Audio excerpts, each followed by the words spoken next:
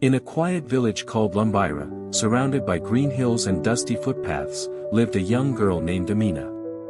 Her life was simple: early mornings, helping her mother with chores, and long walks to the village school. Her family was poor. Her father worked tirelessly on a small farm, and her mother wove mats to sell in the market. Even with all their effort, they often struggled to put food on the table or pay school fees. But Amina was different. From a young age, she carried a light within her, a fierce curiosity and a strong desire to learn. While other children saw school as a break from farm work, Amina saw it as a path to something greater. She wanted to be a doctor, not for fame or wealth, but because she had watched her younger brother, Musa, die from an illness that could have been treated if only there had been a clinic nearby. That loss burned in her heart and became her purpose. School was not easy. There were days when Amina stayed home because her parents couldn't afford the small fee. Sometimes, she had to walk miles to fetch water or help her mother at the market. But she never gave up. When she couldn't attend class, she borrowed books. At night, she read by the dim light of a kerosene lamp, determined to catch up. Her teacher, Mr. Kamau, noticed her dedication. He would often say, "Amina, you are the future of this village." She believed him, even when things got tough. When Amina turned 14, life took another difficult turn. Her father was injured during the planting season and could no longer work.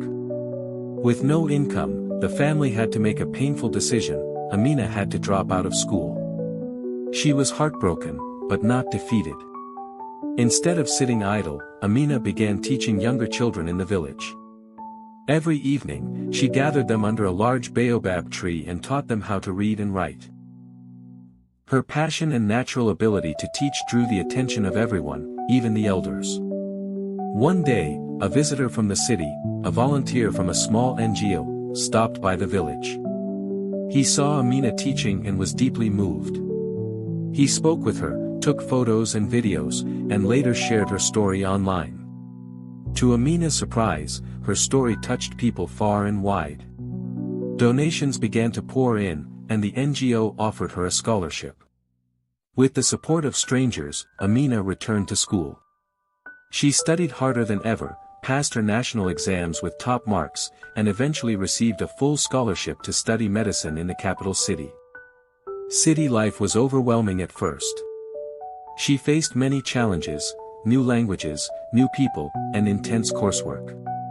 But she never let go of her dream. She remembered Lumbira. She remembered Musa. That memory gave her strength. Years later, Amina graduated at the top of her class. But instead of staying in the city where life was easier, she chose to return to her village. There, she built Lumbira's first health clinic, providing care to people who had once lived in hopelessness. She also opened a learning center, where children could study just like she had, but with better resources and brighter lights. Amina had become more than a doctor. She was a symbol of hope, a reminder that greatness can come from the most humble beginnings.